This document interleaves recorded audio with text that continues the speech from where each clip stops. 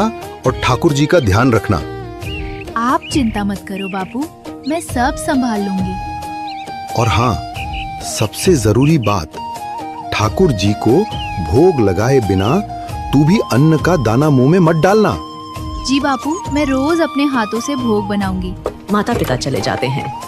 कर्मा अगले दिन सुबह उठकर बाजरे की खिचड़ी बनाती है। एक कांसे की थाली में खिचड़ी, ऊपर से ढेर सारा घी और गुड़ डालकर वह उसे भगवान कृष्ण की छोटी सी मूर्ति के सामने रखती है। प्रभु, भोग तैयार है, मैं जरा गाय को चारा डालकर आती हूँ, आप खा लेना, भूख लगी होगी आपको। वह काम करके लौटती है। थाली वैसी की वैसी रखी है।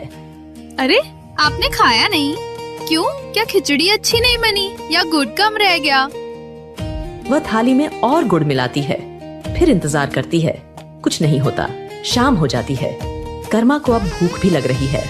उसकी आंखों में आंसू आ जाते हैं। प्रभु, आप ऐसे क्यों कर रहे हैं? आप नहीं खाएंगे तो मैं भी नहीं खाऊंगी, मैं भूखी मर जाऊंगी। बापू ने कहा था आपके बाद ही खाना है, खा लीजिए ना। उसका भोलापन, उसका हठ और उसके आंसू गर्भगृह में पत्थर की मूर्ति को भी पिघला देते हैं। एक दिव्य प्रकाश फैलता है। मूर्ति से स्वयं भगवान श्री कृष्ण एक बालक के रूप में प्रकट होते हैं। कर्मा उन्हें देखकर डरती नहीं, बस मुस्कुराती है, जैसे उसे पता था कि वो आएंगे। रोती क्यों है कर्मा? बस पर्दा लगा दो, मैं चुपचाप भोग लगा लूंगा।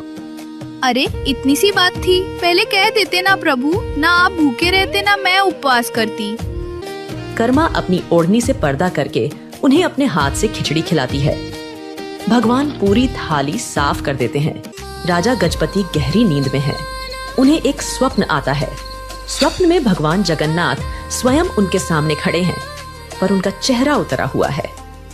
प्रभु, आपने दर्शन दिए, मैं धन्य हो गया, पर आप चिंतित क्यों हैं? मुझसे कोई भूल हुई?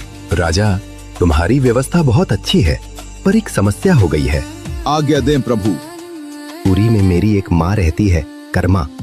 वो रोज सुबह मुझे बड़े प्यार से खिचड़ी खिलाती है। मुझे उसके हाथ की खिचड़ी खाए बिना चैन नहीं मिलता। राजा हैरान है। पर किसी ज्ञानी ने उसे पूजा पाठ के चक्कर में उलझा दिया है। अब वो स्नान ध्यान करके भोग बनाती है। भूख के मारे मेरा बुरा हाल हो जाता है।